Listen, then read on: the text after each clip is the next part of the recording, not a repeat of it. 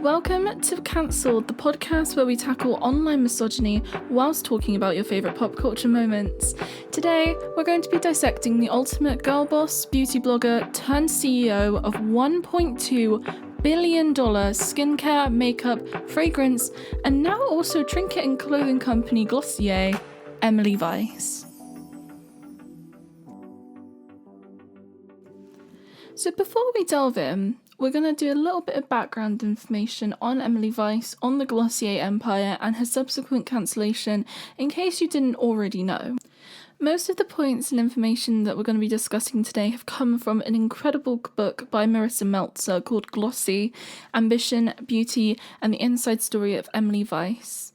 And I totally recommend, if you're interested in sort of the girl boss mindset and the misogyny of that, or if you sort of come from this episode today and just want to know more about Emily Weiss and sort of this cancellation that happened. What was incredible about this book is that a lot of it was made not with Glossier, but with first-hand accounts and interviews with Emily Weiss of past Glossier employees and any sort of friend and family of the company. What's interesting when you get to the end of the book and we sort of talk about the cancellation in it, Meltzer definitely paints Weiss as a victim of misogyny. We're going to be dissecting whether that's true, why sort of someone would come to that conclusion, and definitely dissecting about how the term girl boss, though seems feminist, is definitely a product of pseudo-feminism. What started off as a beauty blog in 2010 called Into the Gloss by then former Vogue intern Emily Weiss was making a name for herself as the super intern in a very much Devil Wears Prada-esque way. Weiss had the idea to tell the then head of Teen Vogue, Eva Chen, of her idea to start the website and show off beauty routines, fashion, and celebrity in a way print media just wasn't doing at the time. Chen later announced that she regretted what she said, but she said it wasn't profitable, and she left it alone. Weiss stuck to her own guns and believed in Into the Gloss enough that she kept posting regularly of makeup routines, reviews, think pieces, and mini feature articles that gave her enough sponsorship to eventually leave Vogue and become her own boss. The central column, Top Shelf, became big enough to have celebrities and politicians interviewed whilst describing their makeup routines, and morphed into real journalistic pieces of media that could be taken seriously. 4 years and 1 million Instagram followers later, Weiss capitalized off of the success to launch her own skincare brand that was everything the products she was reviewing lacked. Prioritizing skincare benefits and a clean, no-makeup look, the brand was called Glossier. Many still say that Glossier was one of the original companies that was social media first when it came to advertising its products, championing influencer relationships and ambassadors down to the very way the packaging was branded into neatly millennial pink bubble wrap and branded plastic bags that made the whole boxing an experience to be filmed. Glossier prided itself in their female-owned, ran and catered for manifesto that it was made by women to empower women. And at the head of it all was its female CEO, Weiss, who made the empire single-handedly and became the face of the 2016 girl boss trend. If you've seen our Instagram post about girl bosses, you know the history of the term is a lot bigger than that, but Weiss very much became the Pinterest board aesthetic vision.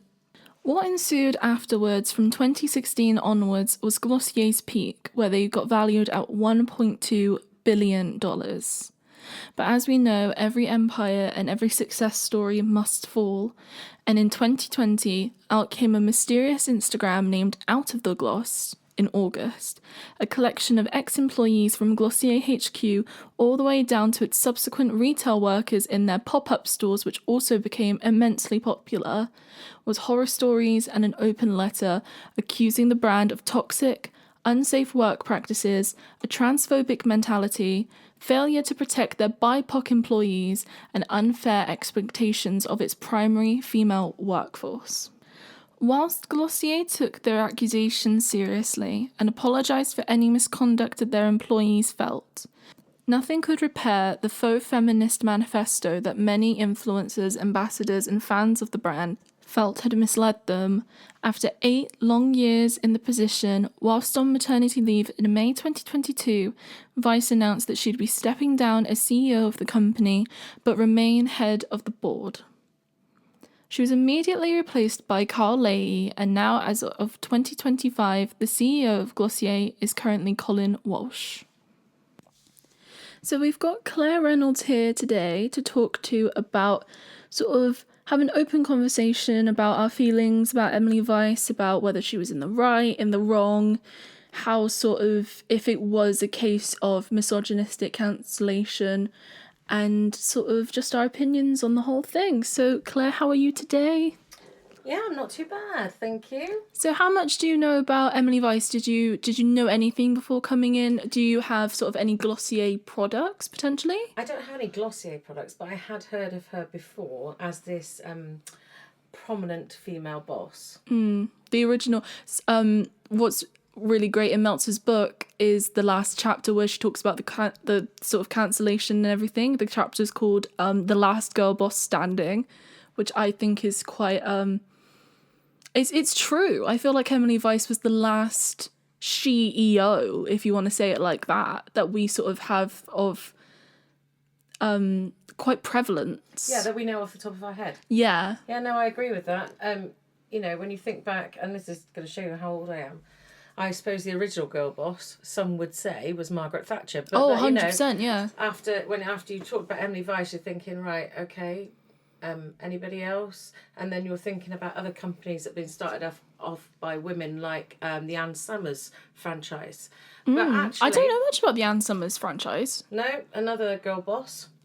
But, you know, yeah, you don't really hear as much now. It all seems to have gone very quiet. I genuinely believe Emily Weiss is the reason for that, though. I think, like, it's really strange to sort of start trying to compare Emily Weiss to Margaret Thatcher, but I think you can. I think it is the overcompensation in male-dominated workplaces, isn't it? Yeah, and it was almost like they were trying too hard. To be respected. To be male, even though they were female, and it was just going a step too far. I think that's what upsets a lot of people. You know, they still have an idea of a man being a man and a woman being a woman, but you know, it shouldn't be that a woman has to take on a male perspective or become like a male in order to be successful. Yeah, if you follow along to our Instagram page, cancelled.the.podcast, please go give it a follow. We have a post talking about overcompensation in the overcompensation of women in the workplace, and about how they feel they need to overcompensate to be respected, and about sort of that does generate a lot of woman on woman or female on female bullying in the workplace. Bullying? That's quite strong. Belittling, or bully, yeah. But belittling is probably a better phrase. Yeah, but what we found out through the research to create that post was that it's not actually more so than men, but I think what we feel is that double standard of female language perpetrating female stereotypes, to be demure, to be quiet, and then any form of bullying is sort of written off as being catty, isn't it? Yes. Rather than actually being sly, rather than actually being termed the bullying. Yeah, so when we hear about it, it feels worse than it is, but it's actually no more than male counterparts, like what the Harvard Business Review said. It's no more than what males experience in the workplace, but we feel like it's different. And do you think that's because for so long in history we've been known as the weaker sex? Yeah. So we're very quick to feel, oh, we're the victim, so we, you know, that's how we treat it. And I wonder if some women are fighting back, especially those that have suddenly found themselves in a position of, I don't want to say power, but of control, I suppose. Yeah, I feel what we sort of see with those is a reluctance to mentor of female bosses to mentor other females. And I think that's what the trap that Emily Weiss definitely fell into. I think she took the pseudo-feminist trickle-down approach, where if I make it, everyone can make it. I'm trailblazing. But the thing is, she wasn't mentoring the new generation. She was capitalizing off of that success. And because she fought so hard to be there, she feels like, I can't speak for Emily Weiss, it feels as though she thought that the generation coming up beyond that had to graft for it themselves. And do you know what? It's not just in real life. They're reflecting the same sort of thing in the media, in movies, in TV. Devil Wears Prada. If you've been Miranda Priestley, the first thing that came to my mind. Yeah, well, that I think it's obviously not confirmed. This is all speculation. Some people say that it's a bit later, but what Emily Weiss went through, because she was an intern in Vogue, if you didn't already know, we said in our introduction, she was the super intern, and it does feel like that. If she had Anna Wintour above her, it does feel as though that it is sort of like a circle, isn't it? Like, I had a boss like me, and now I'm doing it because it's going to make you work harder, isn't it? Yeah, no, I completely agree. The more you talk about it, the more you're thinking, hang on a minute. Is Miranda Priestley the girl boss that's causing these problems? Yeah, we all say diva. You have to remember, actually, she's not a real person. No, she's not a real person. But I think we do perpetually click our fingers with someone like Miranda Priestley and say diva. Like, what a diva, what a girl boss. And then you think, wait, why can't she just be a boss? And I think it's that term girl boss that sort of seeps into our minds when women become in that position of power, that it's almost, I don't want to say it belittles the position, but I think it's juxtaposed to being an actual boss. Yeah. Like, you can't just be a boss, you have to be a girl boss. Because that gives them extra kudos. Sort of thing. So, it's almost as if you have to do more as a female to be a boss than you do a male. Which doesn't make any sense. Doesn't make any sense no. at all. But if what we were talking about earlier with Meltzer's book Glossy, I have to say, like, as much as I love the book, the conclusion that Meltzer comes to at the end is definitely not one that I had when I was watching the situation unfold in real time back in 2020.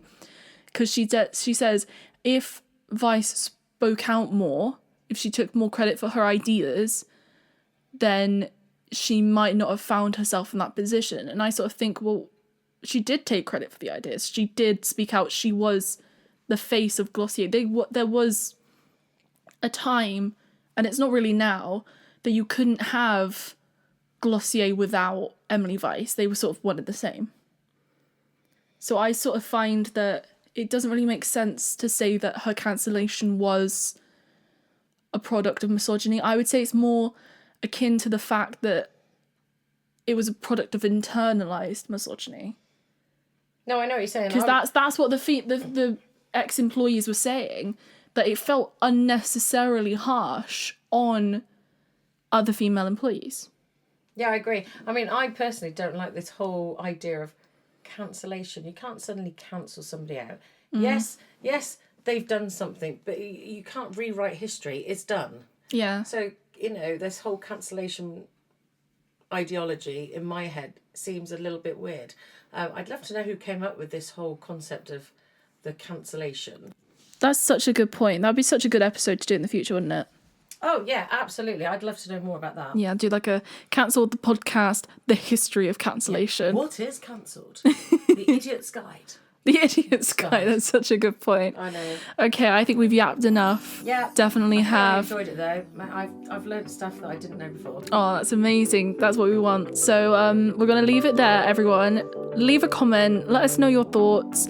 Let us know if we've inspired you to learn more about the girl boss, about Emily Weiss, whatever. So do all the things. Like, comment, and please, please, please, please, please fill out our feedback form. The link will be in the description, hopefully, and it's also on our Instagram. And we should see you then.